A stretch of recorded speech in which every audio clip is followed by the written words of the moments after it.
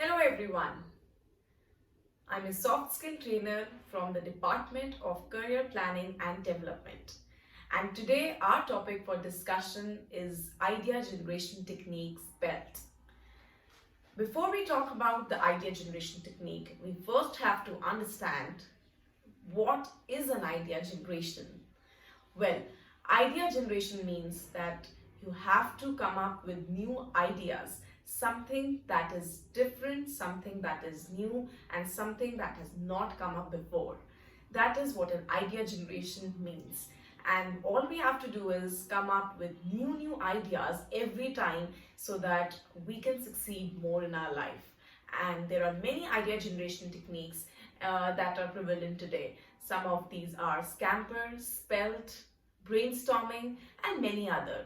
But today we are not going to focus on each and every idea generation technique, whereas we are going to focus on only one idea generation technique, which is Spelt. Again, before going into the details of what is Spelt, first let's try to focus more on the idea generation technique, and let us build our understanding on this concept, that what is an idea generation technique and why is it used, and what are the multiple factors or importance of idea generation technique. Now imagine you're working in an organization and you've been assigned a task of coming up with a presentation for a project. Now there are multiple members in the team, so everybody is of course going to come up with their own presentation. Now it depends on you whether your presentation is going to be good enough or not, so that it is likable by all the members of the team and also by your manager, by your boss, and by your director. So in that case, you will need to generate more and different ideas so that the presentation that you make stands out from the others.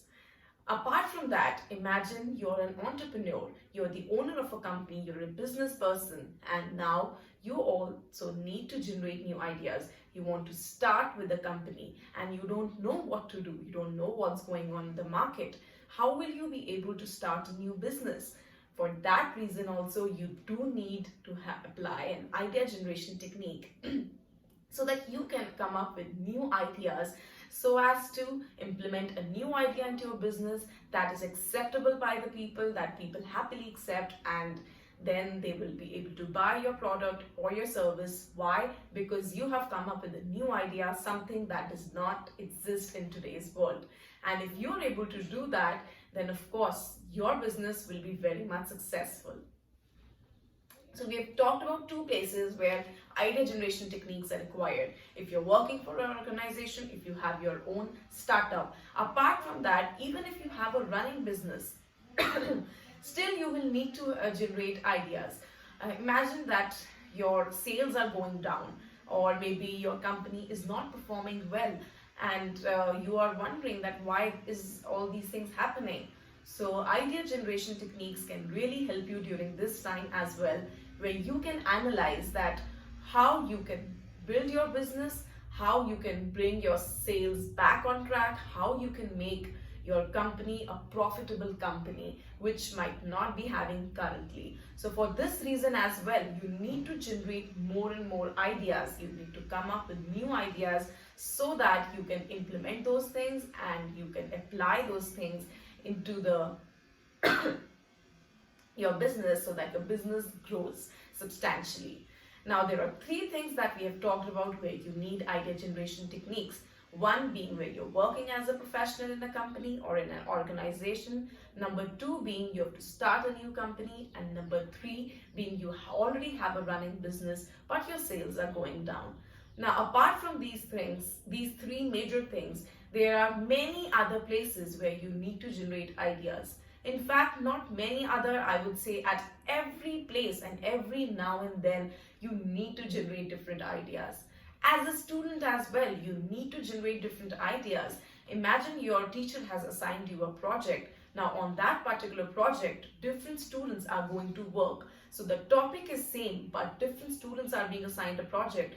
Now each and every student is going to come up with their own ideas, are going to come up with their own viewpoint. Now, the viewpoint or the idea that the teacher likes the best is, or the one idea that is very different from others, is of course going to get the best marks, and your marks depend on how you perform. So for that as well, you, for making a project, you definitely need to generate new ideas. Not just this, when you sit for your placements in a group discussion or in an interview, you really need to have different ideas so that you can differentiate yourself from the crowd. At those places as well, you can use these different idea generation techniques. So imagine you're in a group discussion and the topic is being assigned to you. Rather than giving your general viewpoint, if you can give a very targeted viewpoint to your audience, then of course you are going to create a niche for yourself, and your USP is going to be that. And of course you are going to become that unique person in the group because you are giving a different viewpoint than the others.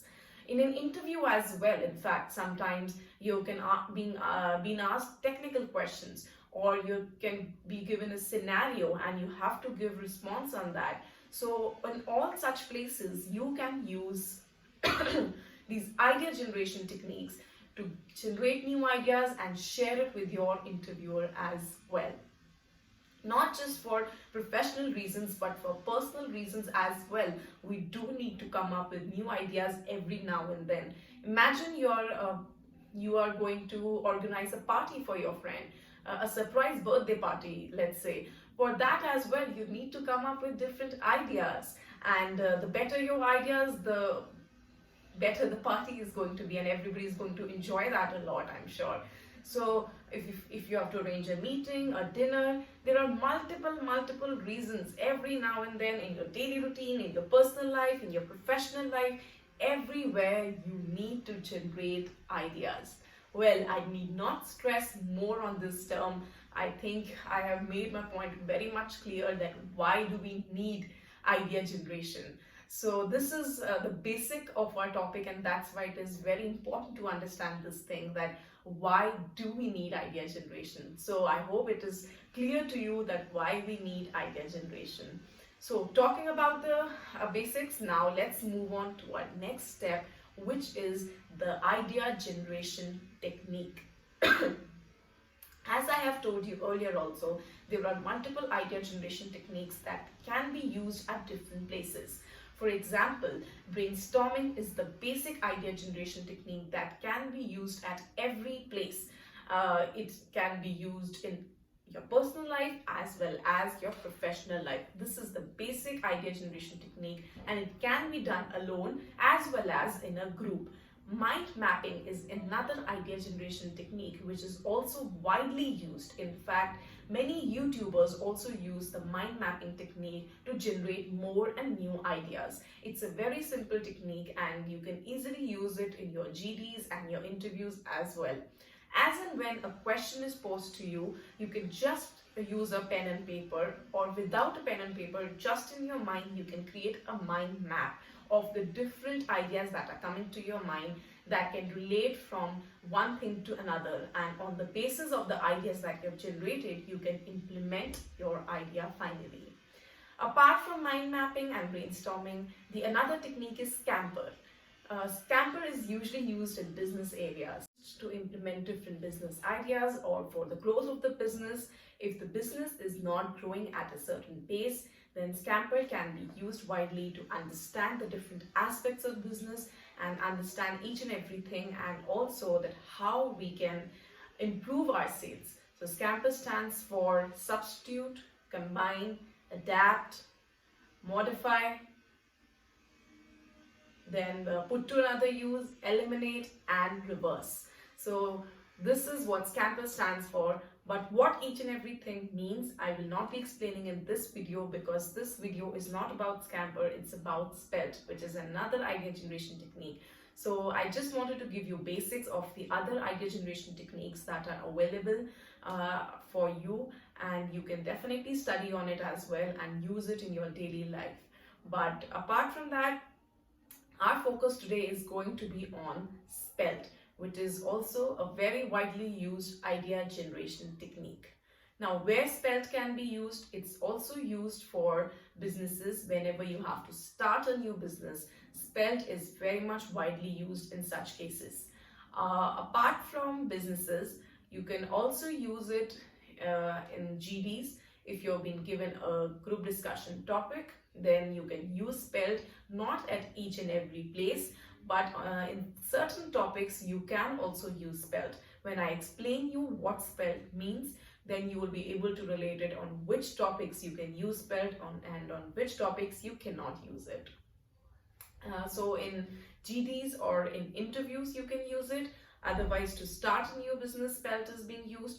And there is one more big usage of Spelt, which is in the case of your descriptive writing. So many a times and very commonly in exams, you also get to write an essay or to write a paragraph writing. So in that case also, you can definitely use Spelt for generating different ideas. So let us not waste any more time and let's dig into the topic that what Spelt is actually. So I told you where the basic places they can be used, but how we have to use it, let's talk about that so that you can build a better understanding on it, and then you yourself can identify where you can use Spelt and where you cannot. So Spelt, let's first talk about what is Spelt. Spelt is basically an abbreviation.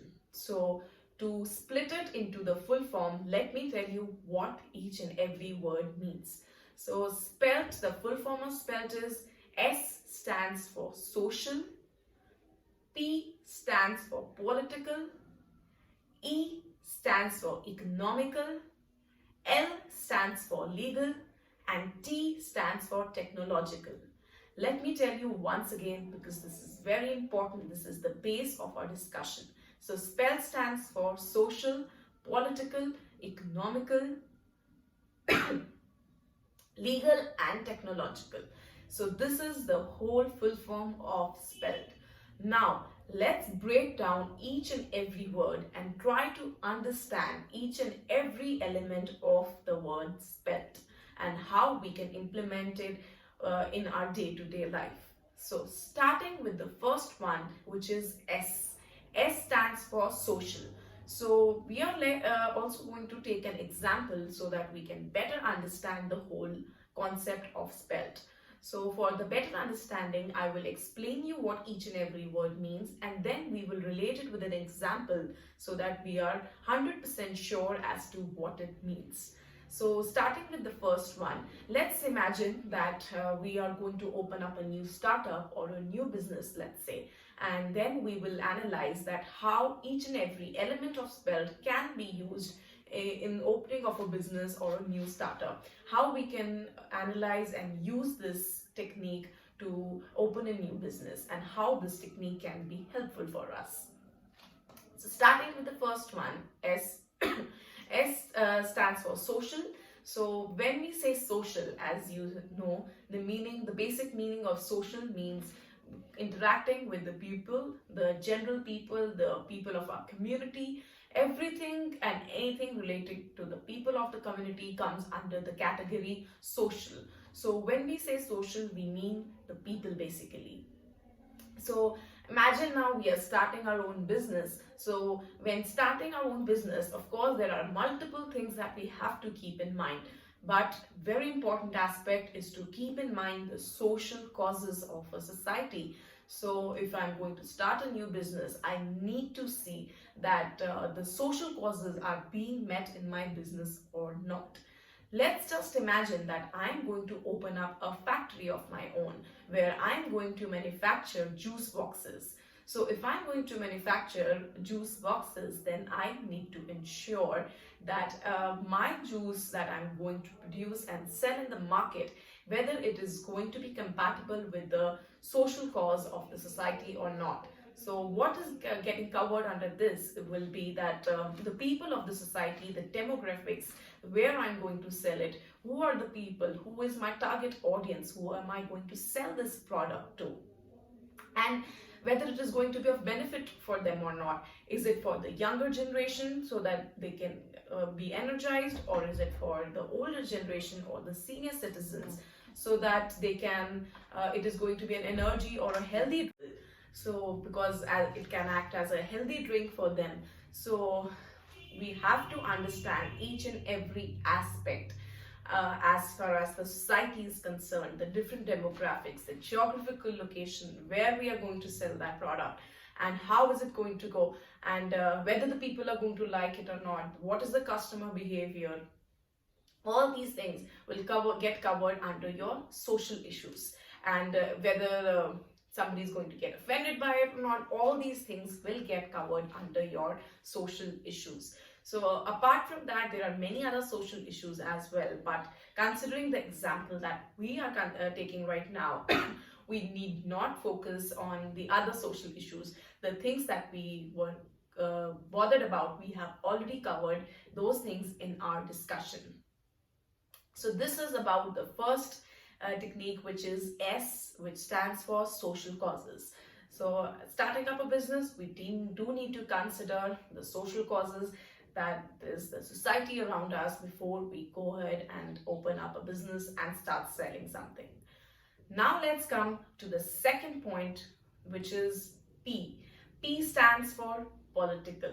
As the word clearly states, political means the politics or the government of a country. So it depends on a country to country, because each country has its own setup, it has its own government, and each government has its own rules.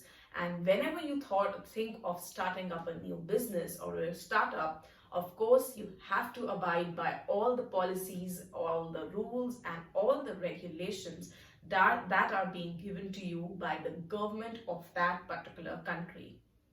In fact, not just the government of that country, you also have to follow the rules of that state or of that union territory, or even if your local corporation, or there are any city guidelines, any district guidelines, all those things has to be followed by a business. And you have to ensure that you abide by all the rules and you do not escape any of these, because it can definitely cause a problem later on. So you have to ensure the property that you buy is properly bought, there is no fraudulent activities that are being conducted, the registry required is properly done, then the setup of the business is properly done, and the memorandum is properly signed, and the partnership deed is fully intact. All those things you have to ensure, because once we are in the society, we have to work within the boundaries of the government, and there is no escaping from it. So whatever rules and regulations are being assigned by the government of India or of any other country, each business setup, no matter big or small, we have to definitely abide by it.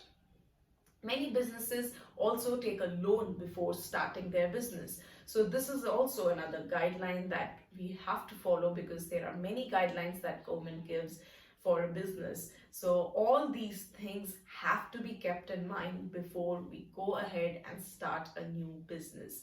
So P stands for being political, and for political reasons, you definitely have to keep in mind the political factor of your country, and you have to ensure that all the rules and regulations are being considered into before we go ahead and start any business, so that when you're running a business, because if you do any fraud, or if you try to take a step ahead, or if you do not listen to any or do not practice any of the rules and regulations and you try to escape it, then later on it can be a huge problem. Imagine, firstly you have stopped doing it, but then when you start your business, of course there can be leakages, there can be audits, there can be checks, and later on if the government tries to find out that you have not abided by the rules of the organization or of the government of the country, then you can be in a huge problem, and to such an extent that even businesses will get closed down. So you have to ensure that you abide by all the rules, because if you don't, then a lot of problem can be created. In fact, government also provides subsidies to some of the companies if you take or if you undergo all the rules that are mentioned by the government. For example, DLF has taken many of their offices at an off-site location or in the outskirts of the city, because government provides them with such subsidies that if you take an office at an outside location, then we will provide you with a subsidy. So in such cases, maybe the electricity power, the bill will be low. There are many other things that government provides. Maybe you don't have to pay the water bill, XYZ. So there are many things that you can get benefit also from. But if you don't abide by those rules, you can definitely be in a problem, and problem to such extent that the businesses can even shut down. So of course, why take that risk, right? So to avoid all these things, we definitely have to abide by the rules. So P stands for political. Political means the governmental rules of your country. So please ensure that you do follow the governmental rules of your country. So S being the social issues, P being the political issues. I hope that these two things are clear to you. Now let's move ahead and move to our next topic, which is E. Let's come to the next one. So S and P we have already covered. Now we are going to talk about the next element, which is E. E stands for economical. Economical. Now let's talk about this element. Like the previous two elements, this element is also very crucial for us. Now, what does economic stand for? As the name says, again, it's very easy to understand. Economic means the economy of a country. Now, whatever business you do, no matter big or small, it will definitely have an impact on the economy of any country. So the business that you set up, we have to see that what impact is it having on the economy of this country. So the GDP of the country is formed by the people of the country, the work that they do, the income that they earn, and the goods and the services that are being produced by the businesses of their country. And whatever you do gets contributed to the GDP of the country. So it is very important to understand the economic aspect of this economic aspect of a business as well. Now let's come back to our example where we were talking about the juice boxes that we were producing. Now, of course, if we are going to manufacture juice and juice boxes, then it will definitely have an impact on our economy, and because manufacturing of juice and boxes will finally reach the consumers. And imagine, let's take India for an example.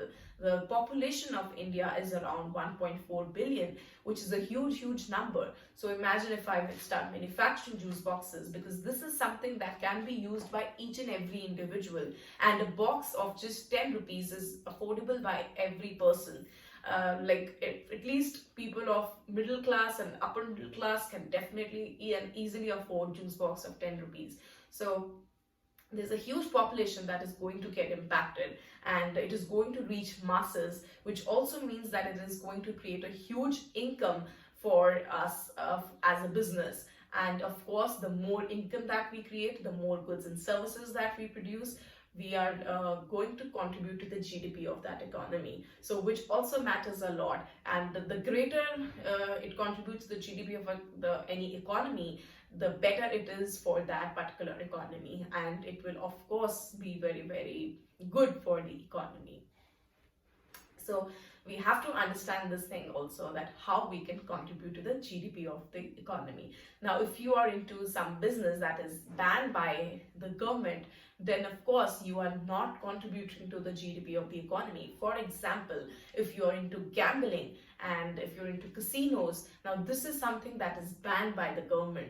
And if it is banned by the government, then it means that the income that you're earning is actually a black money, and it is not getting contributed in the GDP of the economy. So the whole business setup that you are doing, or the investment that you have made, is of no use, because whatever income you're earning from it, you're not going to give it to the government. And because you're not going to give it to the government, it is not going to benefit the economy of the country. So we also have to ensure that whatever work or whatever business we do, it ultimately also benefits the economy of our country, which in this case will not be if we enter into any fraudulent or any business that is banned by the government.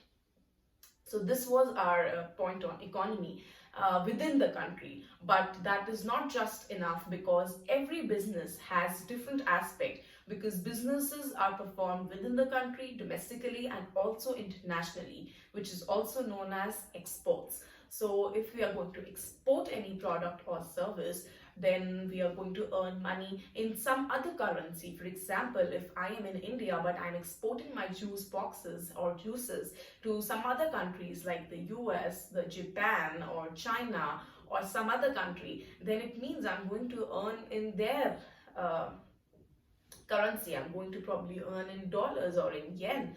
And that means that it is going to affect the FDI, right? It is going to impact the foreign investment, or the currency exchange is going to have a huge impact on my business. So if today $1 is equal to 75 rupees, if tomorrow it is going to be of 80 rupees, or maybe it is going to drop down to 65 rupees, that thing is going to impact my business. So that is very important element that is also covered under the economy part of the spelt that we are discussing today, which will also impact our business. And that consideration is also something that we have to take care of, because foreign exchange currency keeps on changing every now and then, and that will directly have an impact on our business. So that is something that we cannot ignore, and we have to keep in our mind. So these things count for the economy or the GDP of the country, and these are some things that we definitely also have to consider before starting any business. So till now we have discussed three things, and these three things being social, political, and economical aspect. Now going into further detail, we have covered these three things. Now let's move on to the two aspects that are still remaining, and these two aspects that we are going to discuss today are legal and the technological aspect. So first, let's focus on the next immediate element at our hand with us, which is L, which stands for legal. Yes. So we are talking about the government policies, and the economy at large, but we should not forget that another element is the legal element. So as we know, legal, as it stands for law, so we also have to keep in mind the law and order that is passed by the court of our India. Again, considering India as an example over here, but if you belong to another country, whatever the judicial system of that country states, definitely we also have to follow that particular element as well. So talking about the legal aspect now, so the law and order of any country defines that what exactly you have to follow. So each and every country have their own constitution, have their own laws that are being made by the judicial system. And like in India, we have district courts, then we have the High Court, and if somebody is not satisfied with the decision by the High Court, then they can also appeal to the Supreme Court of that particular country, right? So each and every country similarly has their own judicial system, and each and every country also have their own law and order. And it is very important for a business to follow the law and order of their country, because if you do not follow the law and order of any company, then it can lead to great fines or even jail by the judicial system, and that is something that of course no business wants to enter into. So the multiple law and order that are being given by the government or by the judicial system have to be followed, and we have to ensure that each and everything is being followed. Some of these things can include the labor laws. For example, again, let's come back to our original example where we said that we are going to set up our own business of juice boxes. So considering the labor laws, so the labor laws are very strict in some of the countries, where we have to ensure a proper working environment for the labor class of that particular country. And in that case, we have to ensure that the labor of that country is being given a proper care, and the working condition or the working environment is up to the mark, and there is proper ventilation and there is proper hygiene within the premises, and the washrooms are being made and they are cleaned properly, and the timings, some countries also specify the hours that you can ask your labor to work for.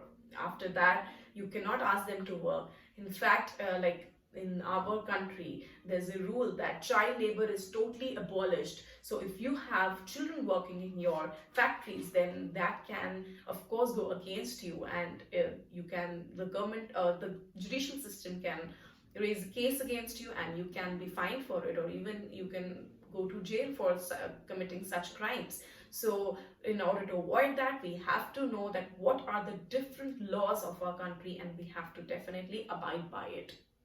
So labor laws is one thing. Apart from that, there are many other things. For example, taxation law is another thing. So every company has to file income tax to the government, and there are certain rules and regulations that we have to follow. The taxation rules that we have to follow to file the income tax. And that is something that we cannot avoid, because every business has to contribute to or give certain cut as a tax to the government, which they can further invest into the multiple projects which will ultimately benefit the citizens of that country. So taxation, or avoiding the tax, or not abiding by the rules, or trying to do some fraudulent activities can cause a huge problem for any business. And again, no business wants to enter into that kind of a problem. So these are some of the things that we have to keep in mind while working in any business. So of course, criminal law is another thing. We do not have to commit any sort of crime. For example, adulteration is another thing which is not allowed by the law of our country.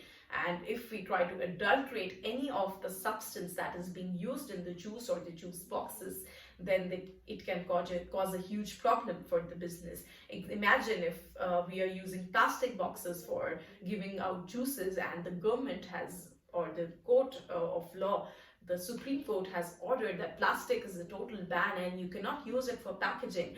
And if we still keep on using that product, then of course the case can be raised against our company, and nobody wants that to happen.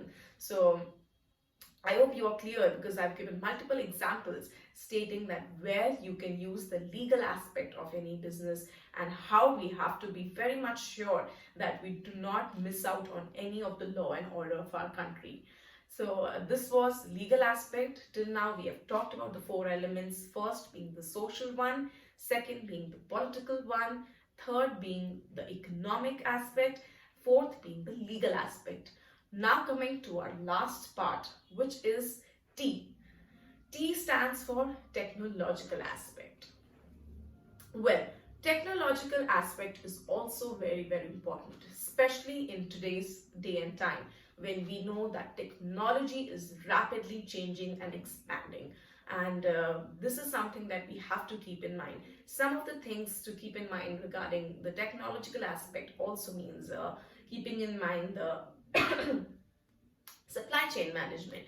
For example, again, taking our example of juice and juice boxes. So we have to ensure the technology that we use in our factory is up to date. It's not obsolete, because if it's obsolete, if it's old, and then it is going to cause problem. Maybe some labor can get hurt, or maybe the products can get contaminated. And these are some things that we definitely cannot compromise upon. So we have to ensure that whatever technology we use is up to date and it's properly maintained. And not just that, but also talking about supply chain management, where we take our products from, how we process it within our factory, and then how the output goes finally to the consumer, is all covered under the technological aspect.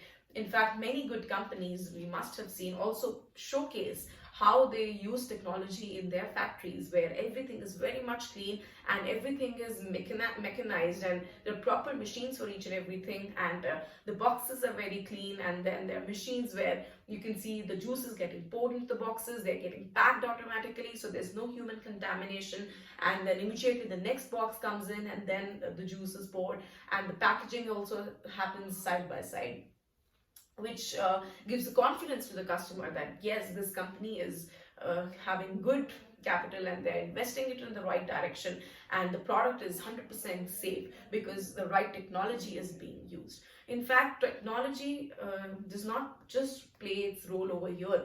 Technology is used for cutting the cost of the business as well. As we all know that technology is very much rapidly enhancing, and the robotics and the robotics and artificial intelligence is playing a big role in today's time, and many businesses are trying to adopt the robotics and the artificial intelligence into their business, where they want to cut short on the human intervention, because with human intervention there can be many mistakes, whereas when we use computerized techniques and artificial intelligence, then in those cases we can very much uh, avoid the human error, and everything can go very smooth and in a perfect manner. So for that we need to keep. So technology plays a huge role in different aspects, and every business has to ensure that they use the latest technology, they use the technology that is safe and that is appropriate for the consumers at large. And also it is something that benefits not just the business but the economy as well, because we can cut short on your cost as well if you use the appropriate technology. If you use a machine which can do the work faster as compared to humans maybe, then that is something that we should definitely adopt, because it will cut down on the cost and it will give benefit to the business, and of course the product cost or the price can also be maintained accordingly, which will ultimately help the consumers as well. So these were the 5 elements that I've explained in detail with examples. So I hope all of you must have benefited from this video, and now your concept on Spelt is very much clear.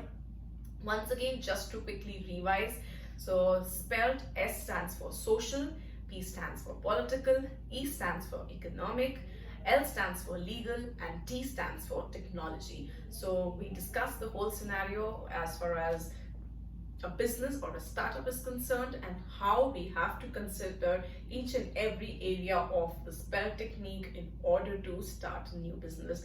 And we should definitely keep in mind all the elements before starting a business.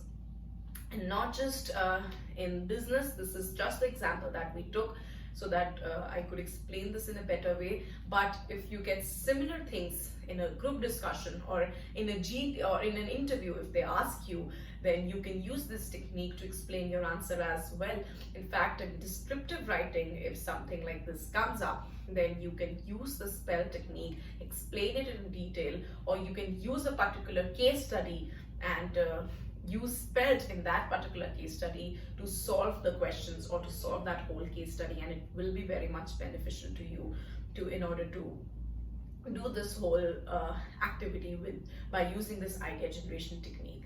So as I told you, there are many idea generation techniques, and today we have talked about one such idea generation technique, which is Spelt. I hope all of you have got clarity on this, and you will use it in your day-to-day life, or in your for your placements, or at different places, maybe in a business, wherever it is required. And I hope it will benefit you a lot in your work, and you can use it. And I hope this session was useful one for all of you, and I hope you all have a great day. Thank you so much.